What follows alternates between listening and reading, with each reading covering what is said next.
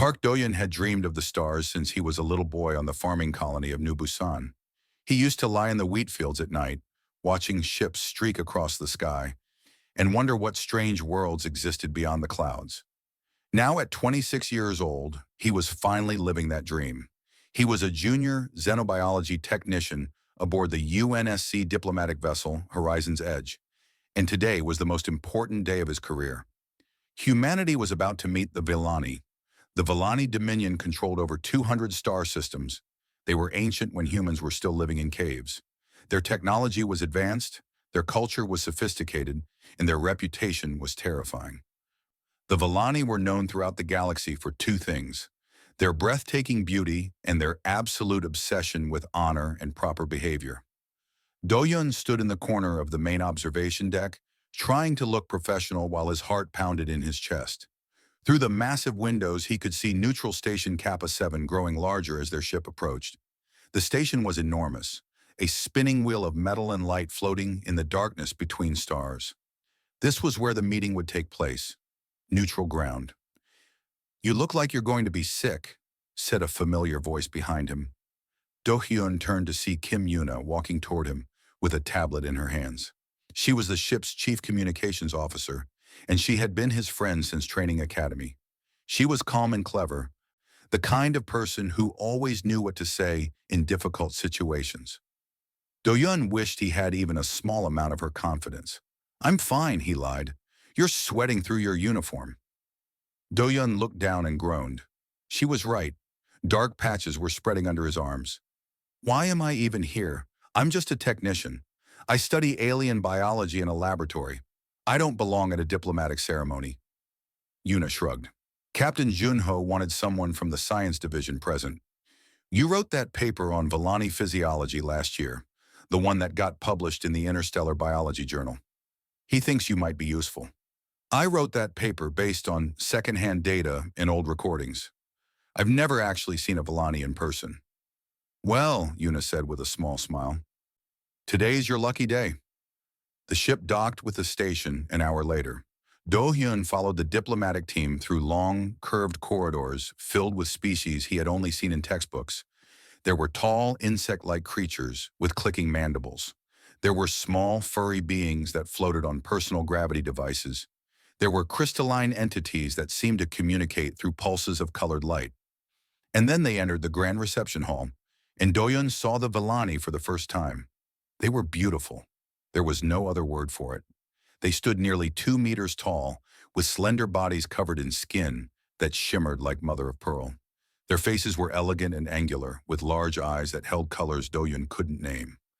Rising from their heads were crests of delicate feathers that shifted through different shades depending on their mood. They moved with perfect grace, like dancers performing a ballet only they could hear. At the center of the Villani delegation stood High Envoy Solara. She was clearly the leader, dressed in flowing robes of silver and blue that seemed to move like water. Her feathered crest was larger and more elaborate than the others, and it glowed with soft purple light. Her expression was cold and regal, the face of someone who had never been questioned in her entire life. Beside her stood Commander Torek, her military escort.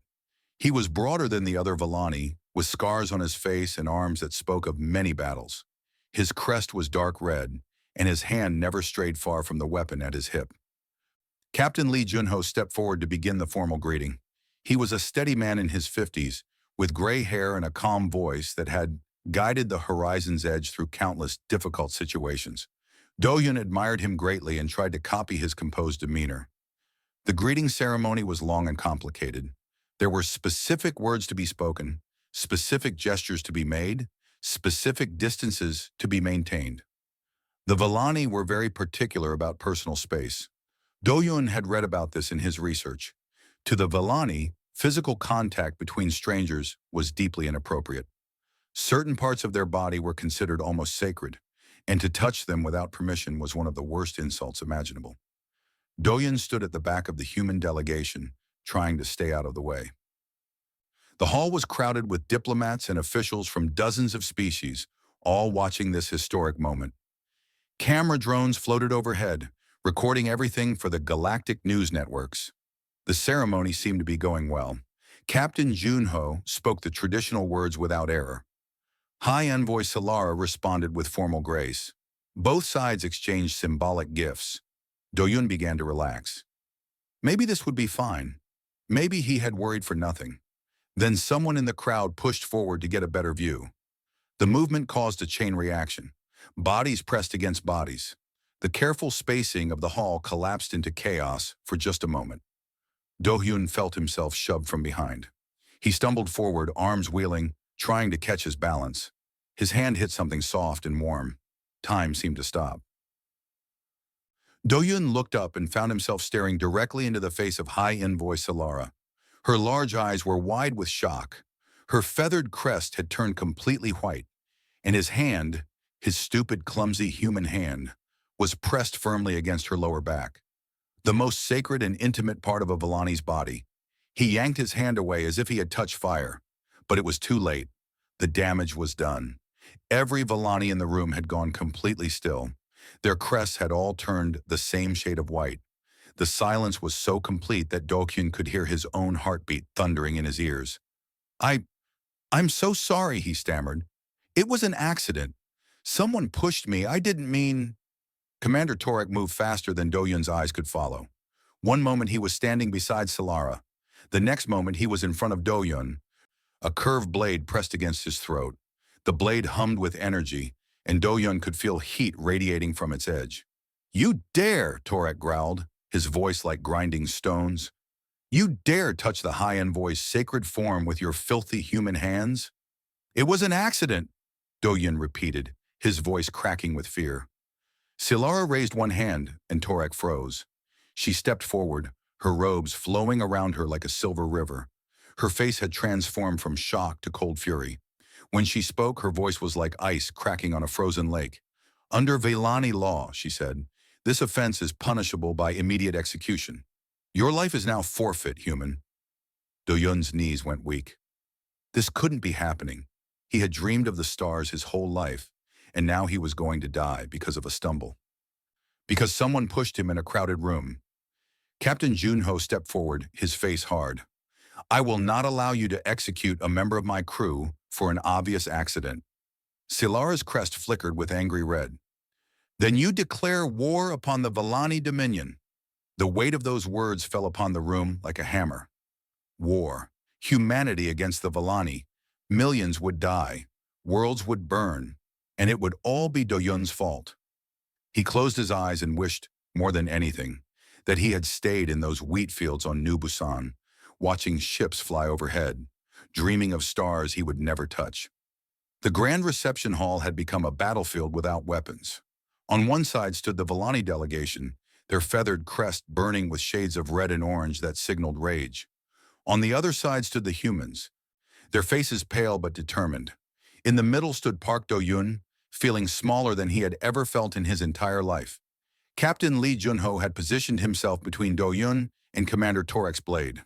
His voice remained calm, but Do-hyun could see the tension in his shoulders. "High Envoy Solara, I ask you to consider the circumstances. This was clearly an accident. There was a disturbance in the crowd. My crew member was pushed." Solara's eyes were cold as distant stars. "Intent does not matter under Villani law. The sacred boundary was violated. The punishment is death." "Then your law is unjust." A gasp rippled through the Villani delegation. Several of them stepped forward, their hands moving toward their weapons. Commander Torek's blade hummed louder, its energy edge glowing brighter. "You insult our laws," Torek snarled. "You insult 10,000 years of Villani tradition?"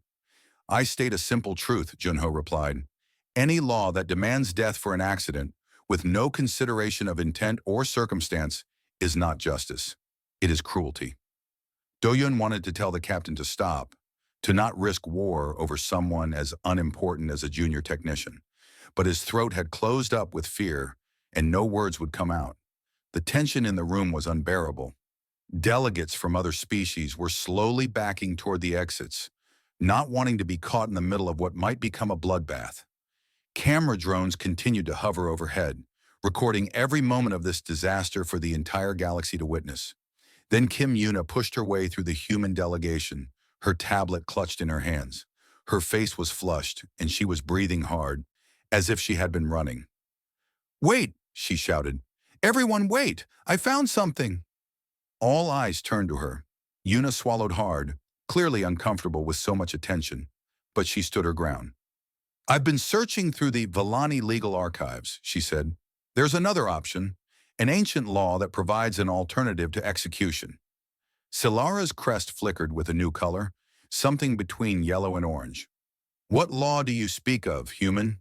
Yuna looked down at her tablet, scrolling through text. "It's called the right of vindication. According to your own records, when a sacred boundary is violated, the offender may invoke this right. It allows them to prove through trial that the offense was unintentional and that their character is pure." A murmur ran through the Villani delegation. Several of the older Villani exchanged glances, their crests shifting through uncertain colors. "The right of vindication," one of the elders said slowly. "I have not heard that law invoked in over 300 years. "But it still exists?" Junho asked quickly. The elder nodded, his crest turning a thoughtful shade of blue. "It exists. It was created in ancient times, when our people first began to interact with other species. It was meant to account for cultural differences." Commander Torek stepped forward angrily.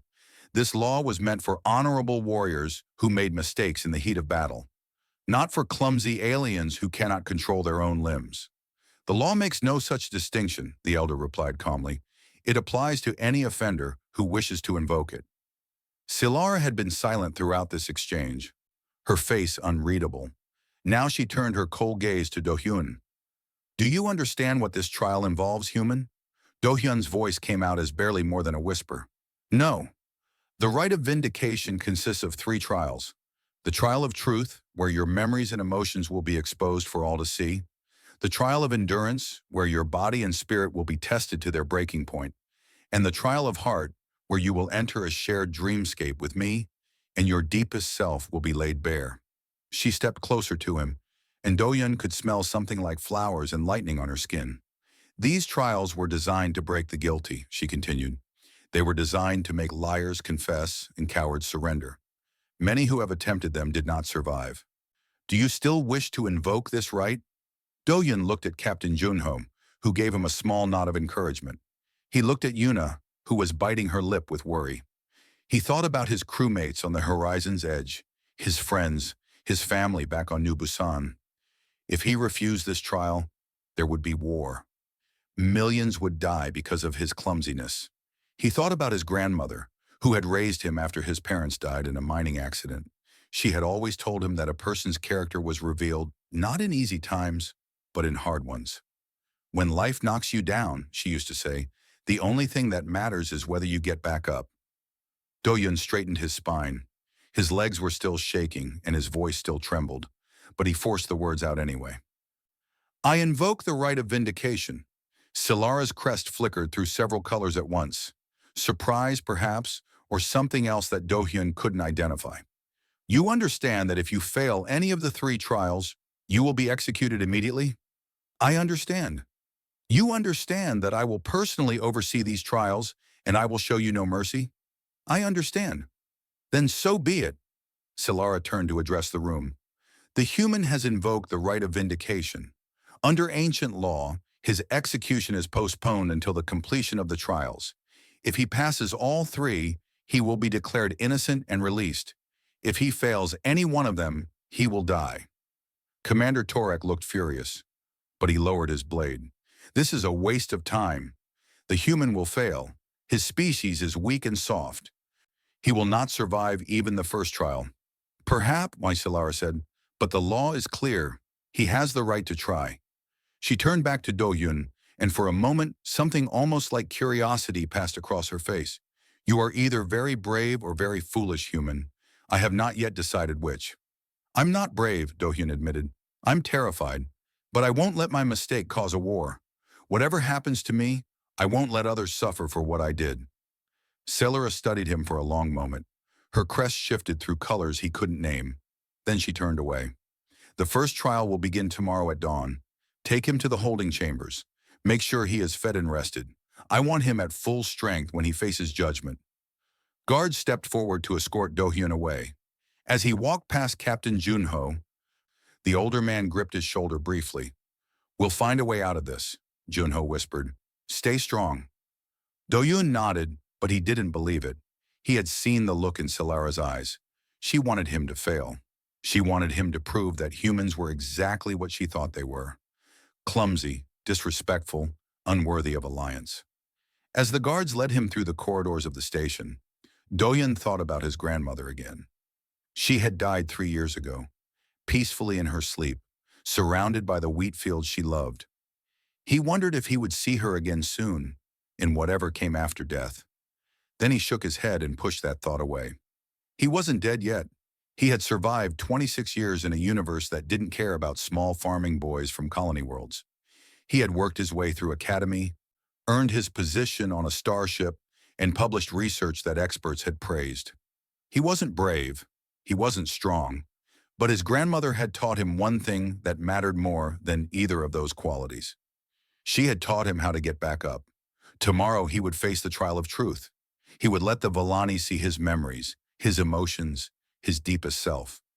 The thought terrified him, but he would face it anyway, because the only alternative was giving up, and Park Do-yun had never learned how to do that. The trial of truth took place in a chamber deep within Neutral Station Kappa 7. The room was circular, with walls made of something that looked like black glass. In the center stood an ancient device, a chair surrounded by crystalline pillars that pulsed with soft blue light. Around the edges of the room, seats rose in tiers like an amphitheater. Every seat was filled with Villani observers, their feathered crests glowing in the dim light. Park Do-yun stood at the entrance, his legs weak and his stomach churning. He hadn't slept at all the night before. Every time he closed his eyes, he saw High Envoy Solara's cold face and Commander Torek's glowing blade.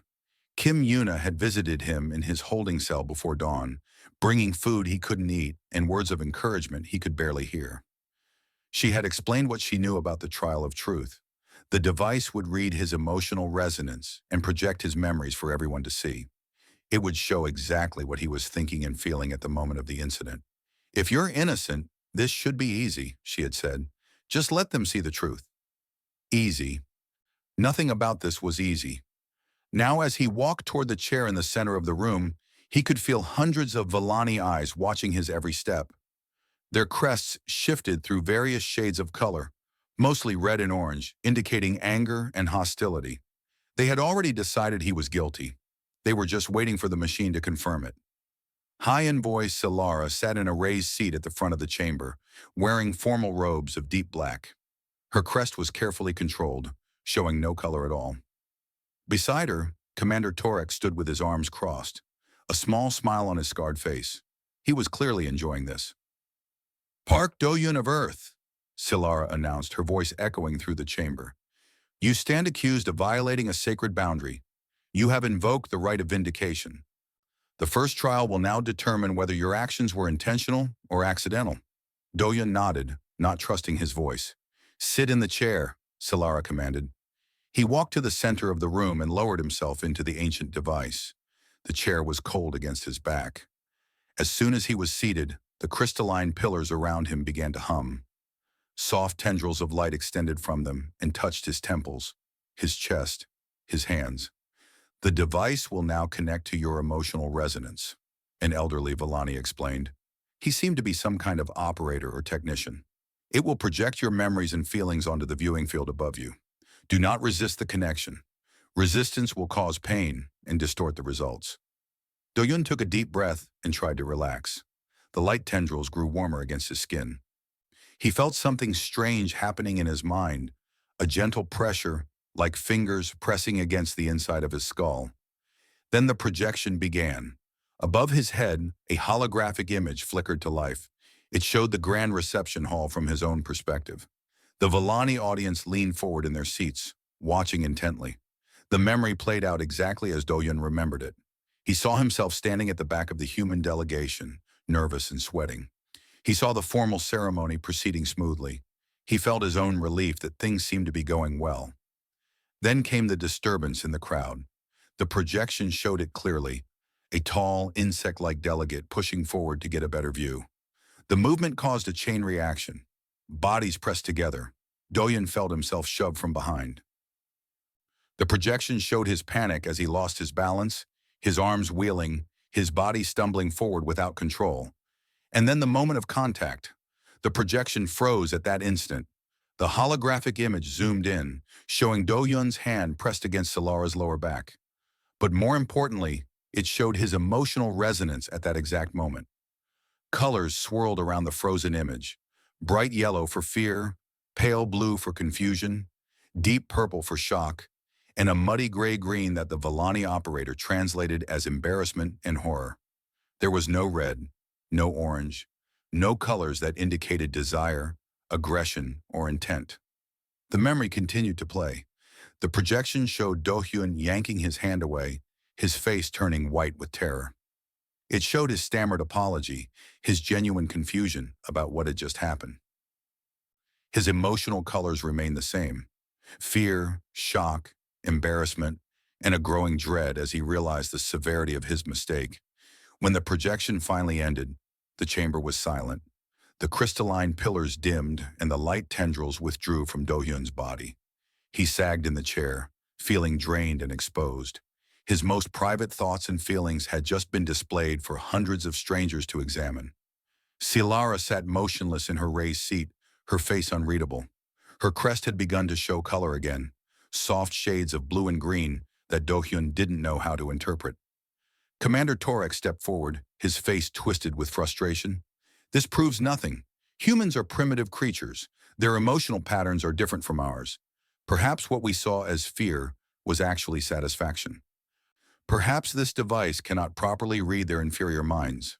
A murmur of agreement rippled through some of the Villani audience. But the elderly operator shook his head.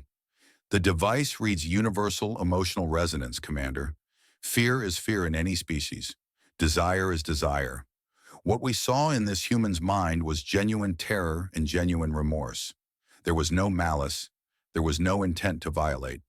Then he is simply clumsy and foolish, Torek argued. Is that not also a crime? To be so careless with a sacred boundary? Carelessness is not punishable by death, the elder who had spoken yesterday said calmly. The trial of truth exists to determine intent. This human's intent was clearly innocent. Solara finally spoke, her voice cutting through the debate. The trial of truth is designed to reveal what lies in a person's heart. I have seen what lies in this human's heart. She paused and her crest flickered with that strange blue-green color again. He is not guilty of intentional violation. A wave of relief washed over Do-Hyun. He had passed the first trial, but Torek was not finished. Even if his intent was pure, his actions were still offensive. The sacred boundary was still violated. I demand that the remaining trials be conducted with full severity. Let us see if this human's body and spirit are as innocent as his heart. Solara nodded slowly. The remaining trials will proceed as planned. The trial of endurance will take place tomorrow. The trial of heart will follow. She turned her gaze to Do-Hyun, and something in her expression had changed. The cold fury was still there, but it was mixed with something else. Curiosity, perhaps, or uncertainty. You have passed the first trial, human, she said, but do not celebrate yet. The trial of endurance has broken warriors far stronger than you. It will test your body until it fails, and your spirit until it shatters.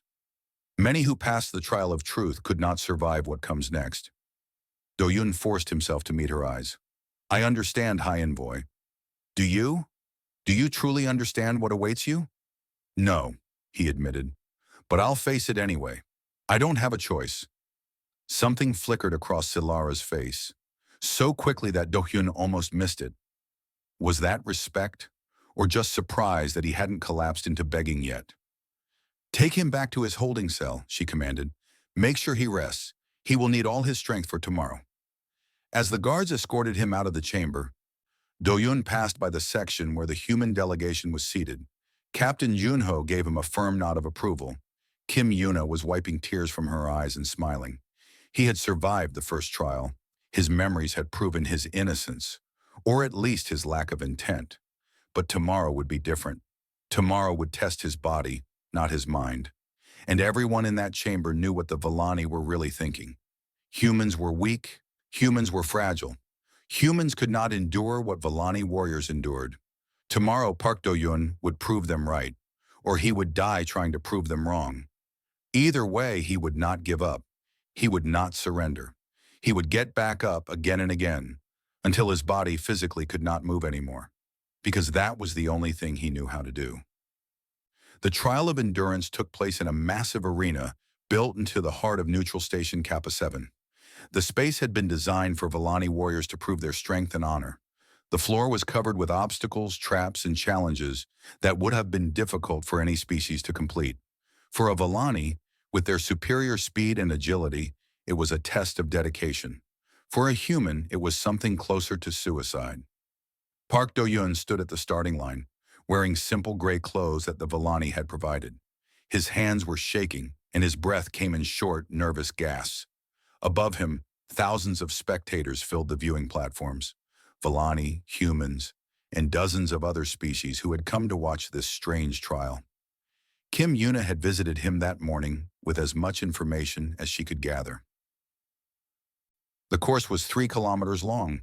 It included climbing walls, balance beams over empty drops, tunnels filled with stinging gas, and platforms that moved unpredictably. The Vellani completed it in under an hour. The record for a non-Vellani species was 4 hours. The trial isn't really about finishing, Yuna had explained. It's about endurance. It's designed to make you give up, to make you admit you're guilty just so the pain will stop. If you surrender, you fail. If you confess to intentional wrongdoing, you fail. The only way to pass is to either complete the course or to keep going until your body physically cannot continue. And then what happens? Do-yun had asked. Yuna had looked away. Then the Vellani judges decide if your effort was sufficient. If they believe you showed true spirit, you pass. If they believe you could have continued but chose not to, you fail. So his life depended on the opinions of people who already hated him. Wonderful. Now standing at the starting line, Do-yun looked up at the viewing platform where high-envoy Solara sat. Her face was as cold as ever, but her feathered crest showed traces of that strange blue-green color he had noticed before. Beside her, Commander Torek was smiling with anticipation. The trial of endurance will now begin. An announcer's voice boomed through the arena. The accused will proceed through the course. He may not receive assistance. He may not use tools or devices. He may surrender at any time by speaking the words, "I confess." If he surrenders, the trial ends in failure. Do-yun took a deep breath. His grandmother's voice echoed in his mind.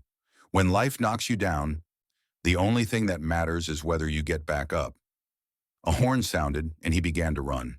The first section was a series of hurdles and low walls. Do-hyun managed these fairly well, his academy training coming back to him.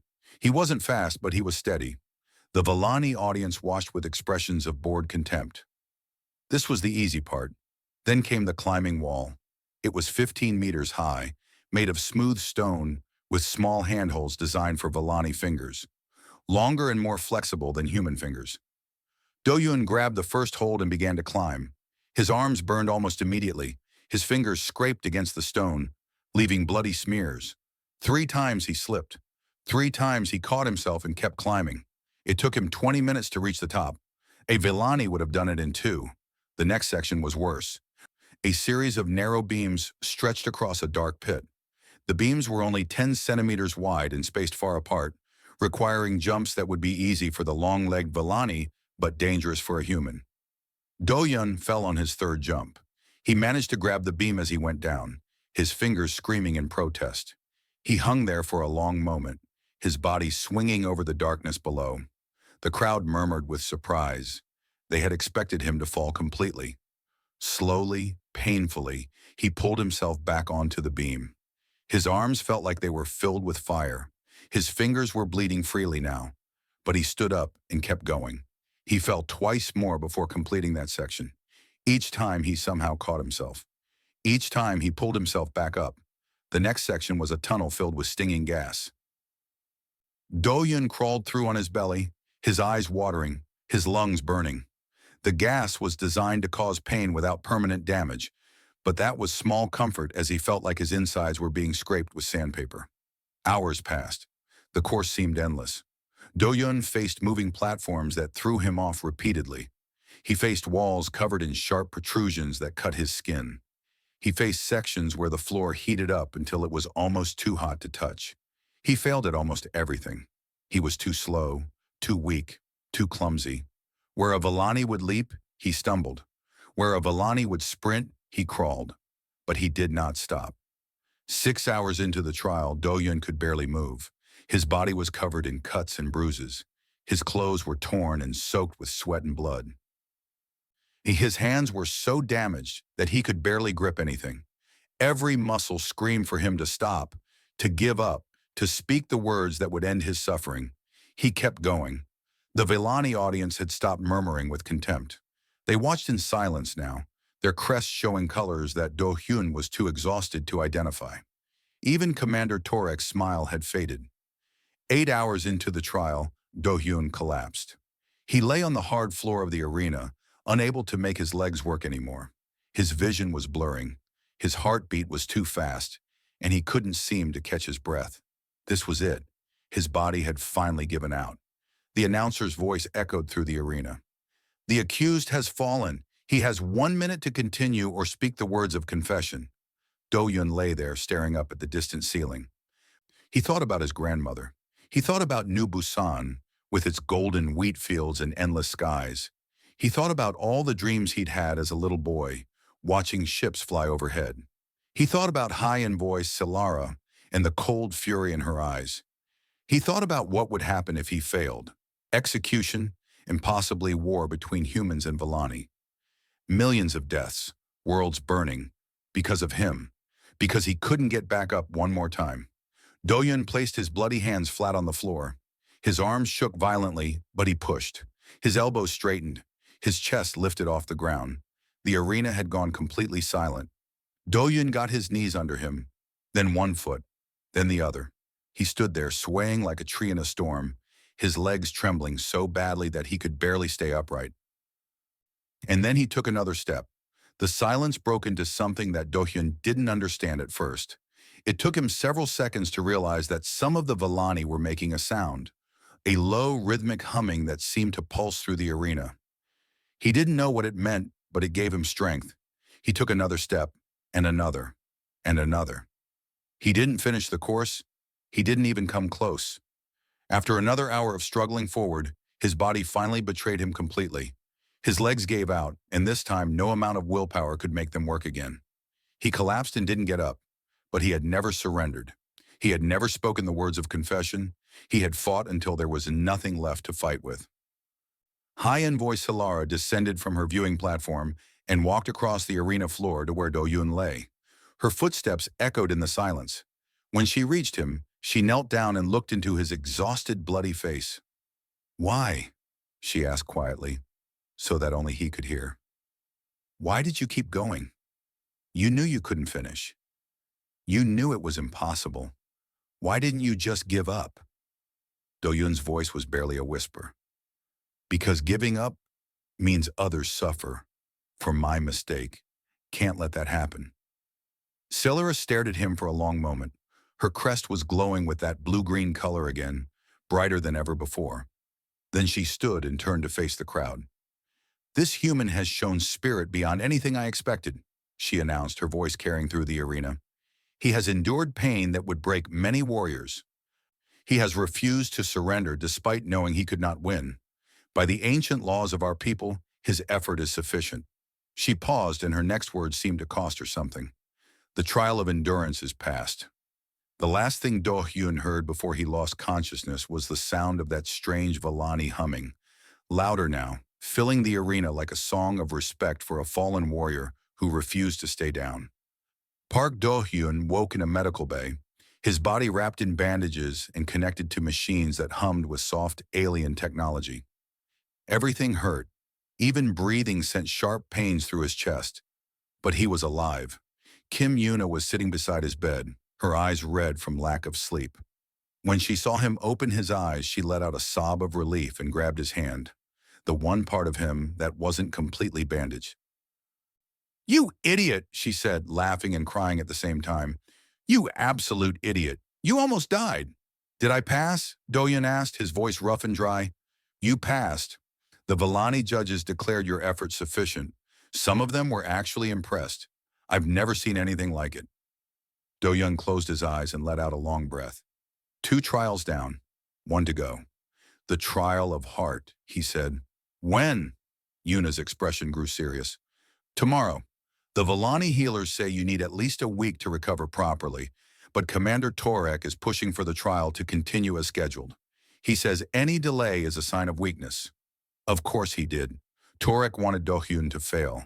He wanted an excuse to finish what he had started in the reception hall. What do I need to know about the trial of heart? Yuna hesitated. It's different from the other trials. You'll enter a shared dreamscape with high-envoy Solara. Both of you will see each other's deepest memories and truest selves.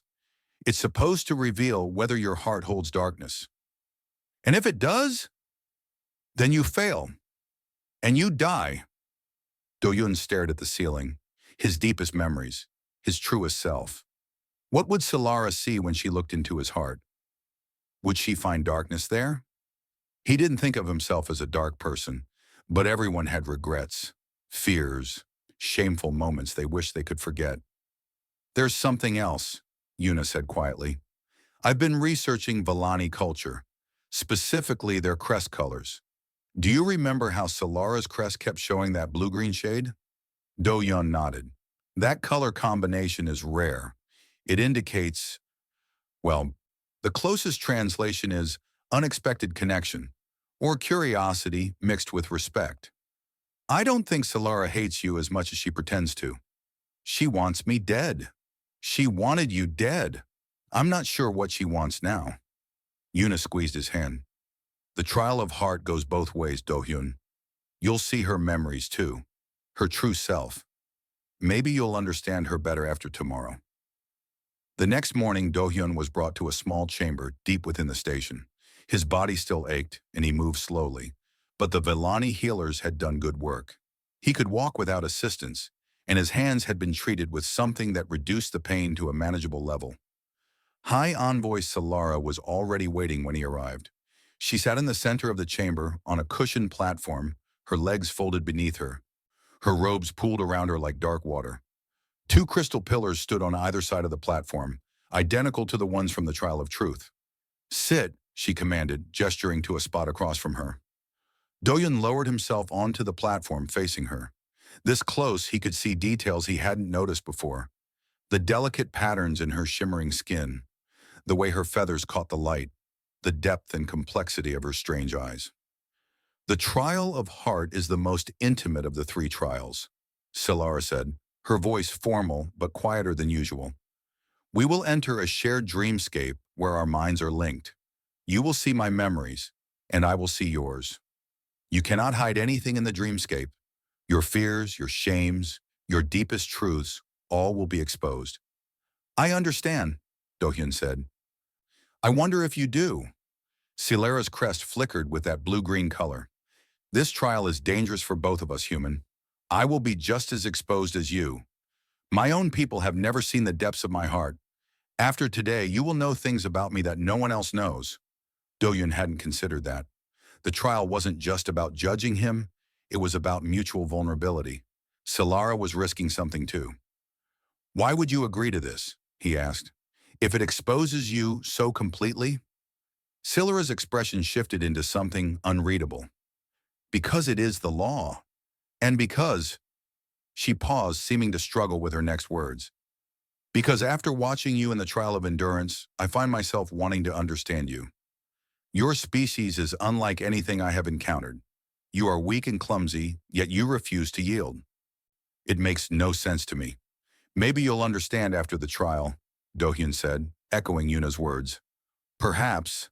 Solara raised her hands and the crystal pillars began to glow. Close your eyes, human. The dreamscape awaits. Do-Hyun closed his eyes. He felt warmth spreading through his body, and then a sensation of falling, not physically, but mentally, as if his consciousness was sinking through layers of reality into something deeper. When he opened his eyes again, he was standing in a golden wheat field, New Busan, his home. The sky above was painted with the colors of sunset, and the wind carried the smell of earth and growing things.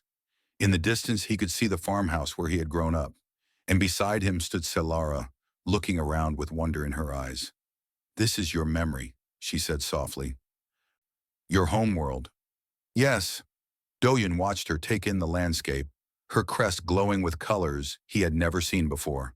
Soft gold and warm orange, mixed with that familiar blue-green. "I grew up here. My grandmother raised me after my parents died." The scene shifted, and suddenly they were inside the farmhouse. A younger Doyun, maybe 8 years old, sat at a wooden table crying. An elderly woman with gray hair and kind eyes knelt beside him, holding his hands. "I hate them," the young Do-hyun was saying through his tears. "The other kids are mean. They say I'm stupid and slow. They say I'll never amount to anything." His grandmother wiped his tears with gentle fingers.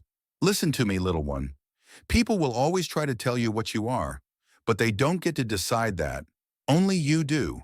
When life knocks you down, the only thing that matters is whether you get back up. Get up enough times and eventually the world has to admit you're stronger than it thought." The memory faded, replaced by another, and another. Solara watched Do-hyun's life unfold, his struggles in school, his determination to reach the stars, his grandmother's death, his graduation from the academy, his first day on the horizon's edge. She saw his fears, his doubts, his moments of weakness, and she saw his kindness. She saw him helping struggling classmates. She saw him staying late to care for sick animals in the xenobiology lab.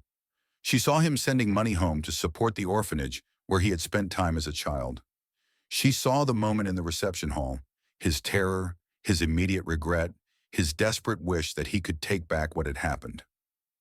Then the dreamscape shifted again, and suddenly they were somewhere else entirely. A grand palace made of crystal and light, Villani architecture, beautiful and cold. A young Solara stood in a vast empty room, wearing formal robes that seemed too heavy for her small frame. She was alone. "My mother," the adult Solara said beside Do-hyun, her voice tight with old pain. "She died when I was young. My father was high envoy before me. He had no time for a daughter, only for duty." More memories flowed past. Solara's isolated childhood, her training in diplomacy, where every mistake was punished harshly, her rise to the position of high envoy, earned through excellence but costing her any chance at normal connections. Do-hyun saw her loneliness. He saw how every person in her life kept their distance, afraid of her status and her sacred form. He saw how she had built walls around herself, layer after layer of cold formality, because letting anyone close seemed impossible. And he saw the moment in the reception hall from her perspective, the shock of unexpected contact, the fear, not just anger, but genuine fear that someone had finally seen her as just a body to be grabbed at, that all her walls meant nothing. "I understand now," Do-hyun said quietly, "why you were so angry. It wasn't just about the law. It was about being touched without consent for the first time in my life," Solara finished. "About feeling violated and helpless, even for just a moment." "I'm sorry." The words came out before Do-hyun could stop them. "Not because of the law, not because I'm afraid of execution. I'm sorry because I caused you pain, real pain. And I never wanted that." Solara turned to look at him, and Do-hyun realized that she was crying. Villani tears were silver, and they flowed down her shimmering cheeks like tiny rivers of starlight. "No one has ever apologized to me like that," she whispered. "No one has ever cared about my pain." The dreamscape began to fade around them, but neither of them looked away from the other. Something had changed between them, something neither of them fully understood yet, but for the first time, they truly saw each other. Not as human and Villani, not as offender and judge, just as two lonely people trying to find their way through a universe that rarely showed them kindness. Park Do-hyun and high envoy Solara emerged from the dreamscape together, their consciousness returning to the small chamber where their bodies had remained. The crystal pillars dimmed and silence filled the space between them. Do-hyun opened his eyes and found Solara looking at him with an expression he had never seen on her face before. Her crest was glowing with that blue-green color, brighter than ever, mixed with soft gold and traces of something that looked almost like pink. Her silver tears had dried on her cheeks, leaving faint shimmering trails. Neither of them spoke for a long moment. What could they say? They had seen inside each other's souls. They knew things about each other that no one else in the universe knew. Finally, Celera stood, her robes flowing around her. "The trial is complete," she said, her voice strange and uncertain. "We must return to the council chamber for the verdict." Doyun rose slowly, his injured body protesting the movement. As they walked toward the door, he reached out and gently touched her arm, then stopped himself, remembering everything that had happened because of an accidental touch. But Solara had noticed. She turned to look at his hand, hovering a few centimeters from her sleeve. "You were going to offer comfort," she said. It wasn't a question. "I'm sorry, I shouldn't—" "No." Solara's voice was soft. "No, it has been a very long time since anyone tried to comfort me." She didn't say anything else, but she didn't move away either. They stood there for a moment, not quite touching, something unspoken passing between them. Then Solara turned and continued walking, and Doyun followed. The council chamber was packed with observers. The Vallani delegation sat in their traditional positions, with Commander Torek front and center, his scarred face set in a hard expression. The human delegation was there too, Captain Junho looking tense, Kim Yuna clutching her tablet with white-knuckled hands. Solara took her place on the raised platform at the front of the chamber. Doyun was led to stand before her in the position of the accused. But something was different now. When he looked up at her, she met his eyes, and there was warmth there, where before there had only been ice. "The trial of heart has been completed," Solara announced, her voice carrying through the chamber. "I have seen into the deepest parts of this human soul. I have witnessed his memories, his fears, his shame, and his truth." The chamber was absolutely silent. Everyone was waiting for her verdict. Commander Torek leaned forward eagerly. He was still hoping for failure, still hoping for execution. Solara continued, "In the dreamscape, I found a man shaped by loss and loneliness. I found someone who was taught by a wise woman to get back up every time life knocked him down. I found kindness that costs him nothing but gives freely anyway. I found sorrow for causing pain he never intended." She paused, and her crest flickered through multiple colors in rapid succession, colors that made the Vallani audience murmur with surprise. "I found no darkness in his heart," Solara declared. "His soul is clean. His character is pure. By the ancient laws of our people, the trial of heart is past." A sound went through the chamber, relief from the humans, surprise from many Villani, and anger from Commander Torek. "This cannot be," Torek shouted, jumping to his feet. "He violated a sacred boundary. Law demands punishment." "Law has been satisfied," Solara replied, her voice sharp. "The right of vindication exists precisely for situations like this. He has passed all 3 trials. He is declared innocent." "Innocent?" Torek's face twisted with fury. "He touched you. He put his filthy human hands on your sacred form. And you declare him innocent because you saw some sad memories in a dreamscape?" Solara's crest turned dark red. True anger, the kind Doyun had seen when he first touched her. "You forget yourself, Commander. I am the High Envoy. My word is law in matters of Vallani honor. Your judgment is compromised." Torek pointed at Solara accusingly. "I saw your crest colors when you emerged from the dreamscape. Blue and green and gold and pink. You have developed feelings for this human." The chamber erupted in shocked murmurs. The Vallani were staring at Solara with wide eyes, their own crests shifting through colors of disbelief and scandal. Solara stood very still, her face carefully controlled, but Doyun could see the tension in her shoulders, the slight tremor in her hands. "My feelings are not relevant to this trial," she said, her voice steady but strained. "The verdict is based on evidence. His memories proved his innocence. His emotional resonance proved his innocence. His endurance proved his spirit. My personal opinions have no bearing." "Then deny it," Torek challenged. "Deny that you have feelings for this human. Deny it before the council and the witnesses." The silence that followed was deafening. Everyone was staring at Solara, waiting. Even Doyun was frozen, his heart pounding in his chest. Solara opened her mouth, then closed it. Her crest was cycling through colors chaotically now. revealing emotions she couldn't control. She couldn't deny it. Whatever had passed between them in the dreamscape, whatever connection had formed when they saw each other's deepest truths, it was real, and she couldn't pretend otherwise. Doyun stepped forward. "May I speak?" Torek snarled at him. "You have no right." "Actually, he does," the elderly Villani who had supported Doyun before interrupted. "Under the right of vindication, the accused may speak in their own defense at any point during the proceedings." Captain Junho nodded encouragingly. Yuna gave Dohyun a small, worried smile. Dohyun took a deep breath and turned to address the chamber. "I don't fully understand Villani culture," he began. "I know I've made mistakes. I know I've caused pain and offense that I never intended. But I've learned something during these trials. Something that I think your ancestors understood when they created the right of vindication." He paused, gathering his thoughts. "Intent matters. Character matters. The heart behind an action matters. A clumsy accident and a deliberate attack are not the same thing, even if the physical contact is identical. Your laws recognize this. That's why these trials exist." He turned to look at Solara, who was watching him with that unreadable expression again. "High Envoy Solara has judged me fairly. She has followed your ancient laws exactly as they were written. If she has developed feelings during this process, that doesn't make her judgment wrong.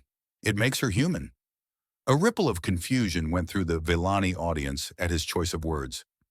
"I mean," Dohyun continued, "it makes her a person.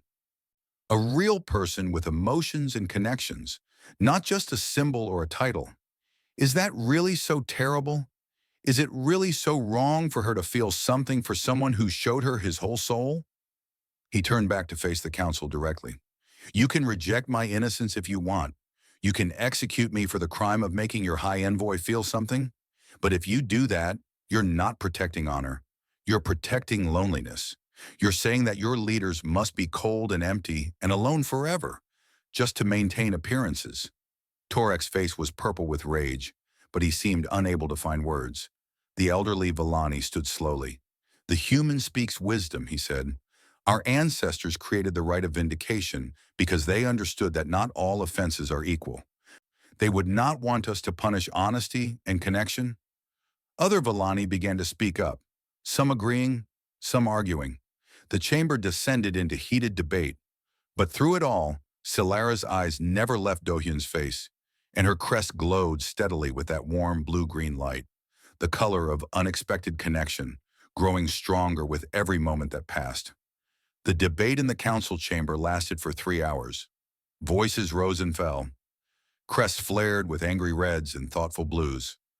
Commander Torek argued passionately for tradition and punishment, while the elderly Villani and others pushed back with equal force. Through it all, Park Do-yeon stood quietly waiting.